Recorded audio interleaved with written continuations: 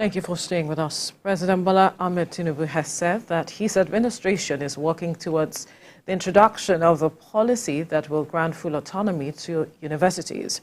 This was revealed by the Minister of Niger Delta Affairs, Engineer Abubakar Momoh, who represented the President at the 48th convocation of the University of Benin, UNIBEN Autonomy.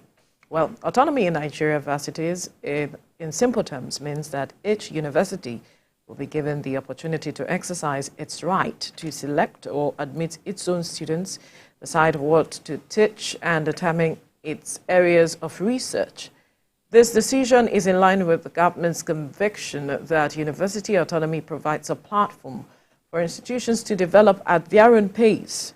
Well, joining us in the studio to discuss this development is the immediate past chairman, ASU, UNILAG chapter, Dele Ashiru. Good morning. Thank you for joining us. Good morning. Thank you for the invitation.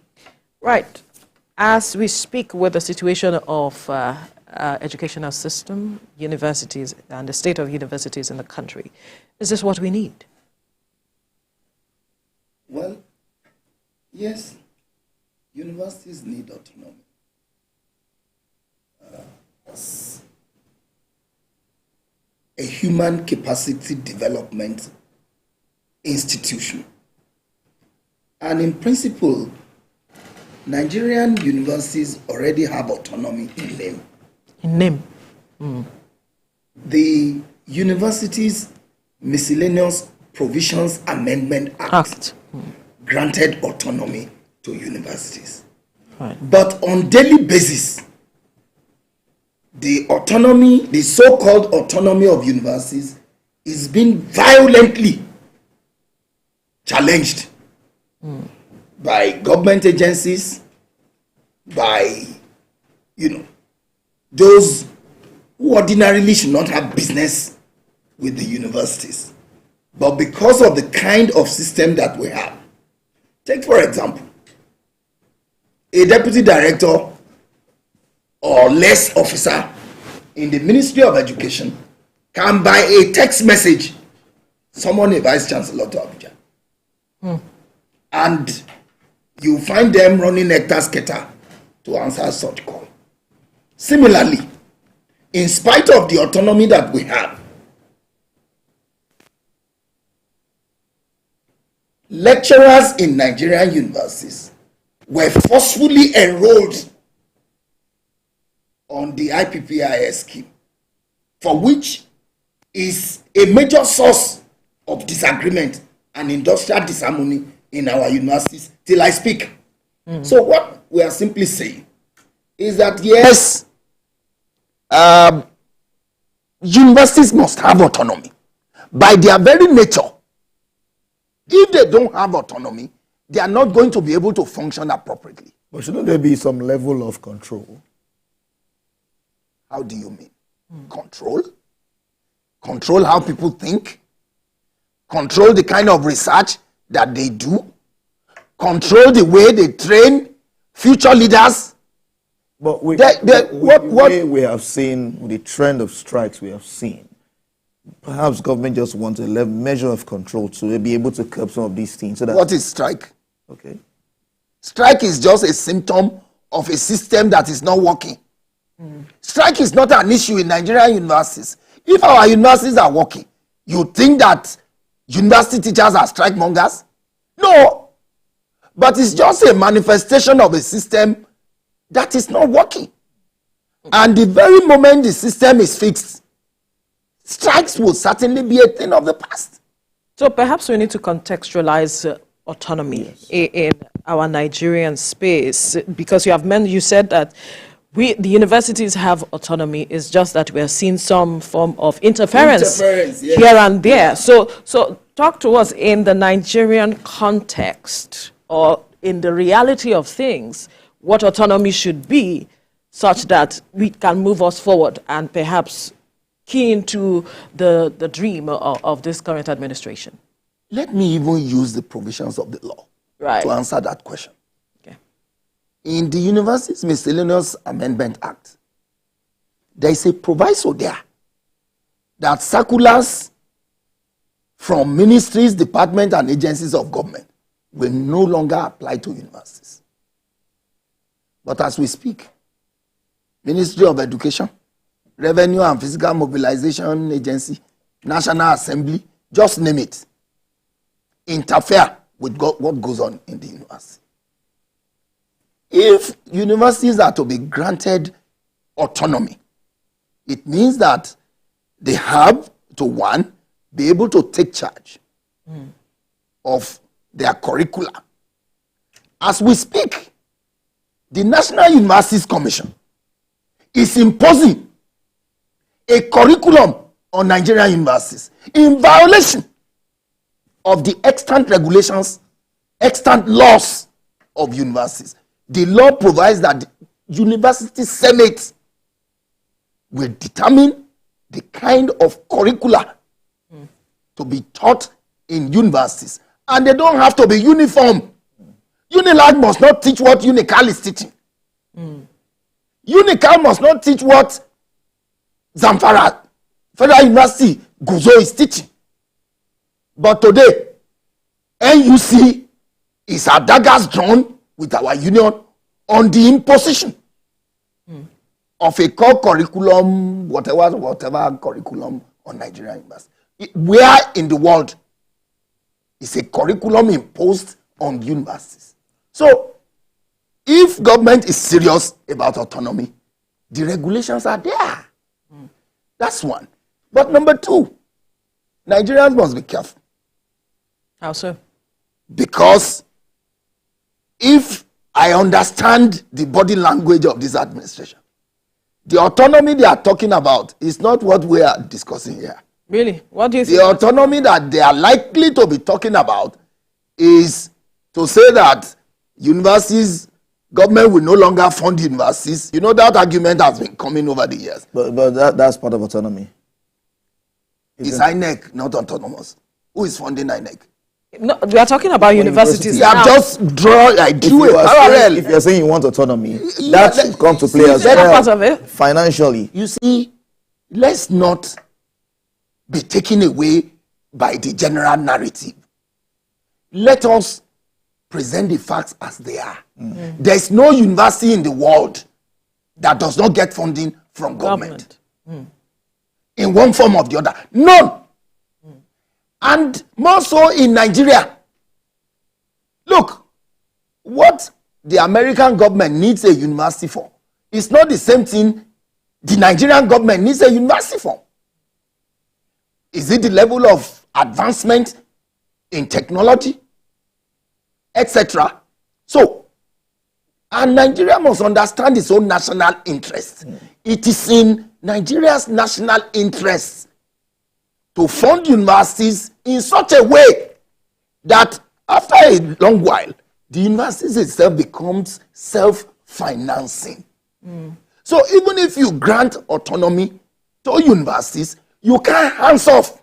It's not done. Government must commit to funding education because ultimately a literate society serves the society better. So government which is should doing, but I'm wondering where you are feeling that, or why you are thinking the government wants to hands off funding universities. If you look at the policies of this government from inception, the government seems to be in a hurry to please some powers that be. These are assumptions. Well, assumptions are valid. How so? Because you need to have your facts. The facts are that these statements you are making. I will give you the facts. Right. On the day of inauguration, the president announced to Nigerians and to the world that subsidy is gone. Right. Shortly after that, by some kind of speed, the Students' Loan Act, access to higher education, something, quickly signed. Before you know it, to take off in January, right? Before you know it, if you can take loan to go to school, so why should I pay for you? But you see, the danger in all of this is that education is too important to make dualistic. Say, if you need education, go and buy it. No. Government has not stated that categorically. That's what I'm trying to say. You see, as a scholar, right, you use the premise that you have. We've come to a conclusion. To make a prediction. Okay. So I'm only warning. You know, I started by saying that I hope that that's not what is meant by this autonomy. Because if it is autonomy, universities already have. What we need to do is to strengthen it and make it functional. If it is about funding and what commitment government should have into funding education, my advice is that as a developing country, as a society in their need of research into technology, space science, agriculture, etc., government need not hands-off funding education, especially at tertiary level, because there's nowhere in the world, even where they are so autonomous, that government simply says, look, go and charge fees, do whatever you want to do, and no. Where lies the autonomy there?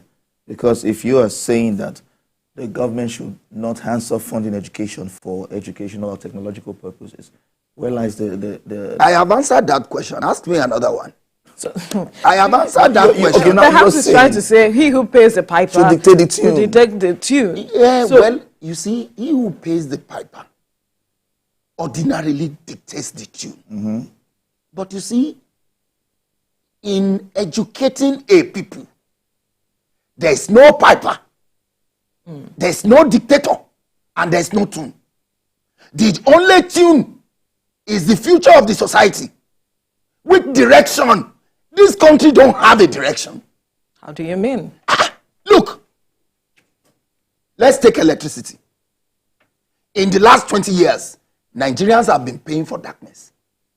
There has not been any concerted effort to engage all the faculties of electrical engineering and all that in the country to say, look, whatever it is, solve this problem. Did you have that conversation with the various ministers of education that we have had? Why not, if not? No, you should also make that put that statement forward. I am already putting it in an agreement our union signed with government. We say, look, your universities are your resource center. In times of national calamity, in serious societies, they go to the university. This is a problem. Give us a solution. And once the solution is given, government will take it up and then turn it, into a workable, a workable program of action for the country. In Nigeria, that's not the case. Secondly, look at our roads. How has the universities been engaged to solve that problem? Even refinery.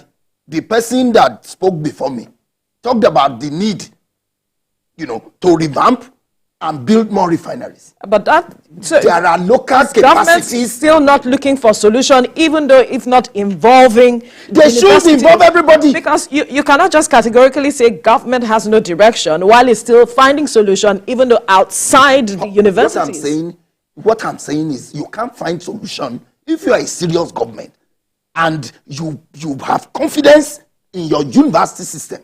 You can't find solution outside the university. That is the solution center. Anywhere in the world you can find out. Absolutely. That is the solution center. And universities have solved very challenging problems all over the world.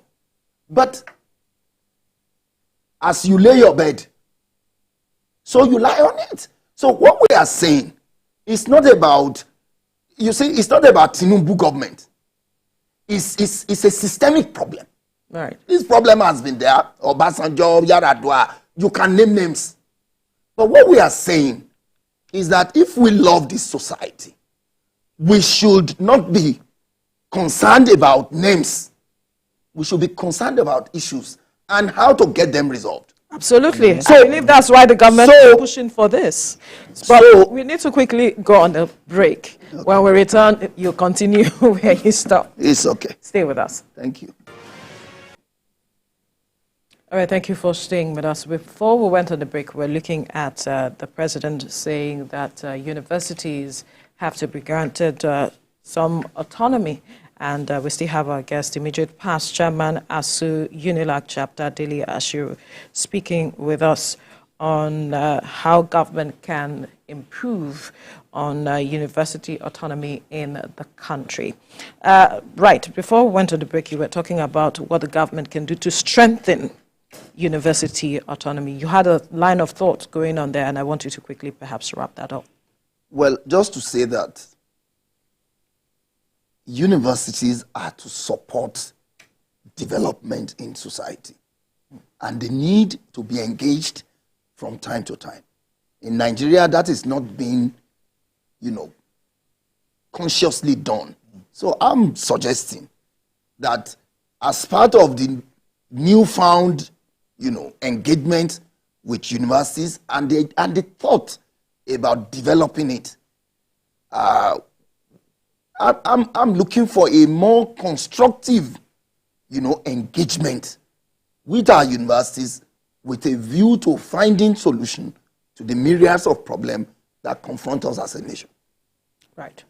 So if we get the kind of autonomy that you have mentioned, talking about without levels of interference, so to speak, I'm wondering how this will position our universities in the Committee of Nations. We have known that we used to have exchange programs years ago, and we now found ourselves in this situation. Will that restore the past glory that we have seen in our universities in previous years? How would that reposition us? Well, if well implemented, and sincerely so, because you see, it's a different thing to have a fantastic policy. It's a different thing to implement it in an haphazard manner. We can't have a competitive university where people come from all over the world if, university teachers' salary is still being paid by IPPIs, in spite of the fact that the court says it's illegal. We can't have expatriate lecturers coming from abroad if you say you are going to pay 35% wage increase award to professors and 25, and more since January. This is almost end of November. Nothing. You promise that you are going to give Nigerian workers 35,000 naira every month for 6 months until a new minimum wage is agreed with government. Up to now, 1 month paid, the remaining one, nothing. So the point that must be noted, and these are policy statements in public domain, and that's why I'm saying if well implemented, right, it will boost the capacity of our universities. It will increase its ranking in the world. It will enable universities to attract brains from outside Nigeria. It will also, enlarge the research capacities of our universities. Which is critical. So, but it has to be well implemented. How will this improve the rankings? Oh, the ranking is based on all of these items that I have stated. And once there are improvements, take for example, I was a student in UNILAG, and we had lecturers from Trinidad and Tobago, from India, from Netherlands, almost all over the world. In fact, some refused to go at some point. Go to UNILAG now. As a student in UNILAG, big men, so-called big men in Nigeria, their children attended UNILAG with us. The Braithwaites, the Obasanjo's daughter was in UNILAG. Muritala Mohammed's son, Augustus Aiko, you can name names. Go there now. So, what we are saying is, if we're serious about our university system, universities have capacity to develop this society. Time was UCH in Ibadan, one of the best in the Commonwealth. Absolutely. What's happening there today? So, leadership is critical. And I believe that's what this government is trying to show. I have told you. Because from the statement you are making, I'm seeing that there's some level of trust is a major challenge. Because we've been browbeaten over the years. So we are waiting to see how these things will transform into. I just gave you some examples about policy statements already made by this government. The last administration, we were promised that so amount was put in budget. So amount put in budget for salary increases for university workers. So amount salary for developing universities. We are in November. Another budget is being tomorrow. The president will deliver another budget speech. No implementation. Now, you mentioned something earlier that I want to take you back to, please go on. Which has to do with funding. You said that the government has to continue funding universities till when they get to a certain level where they can be self-funded.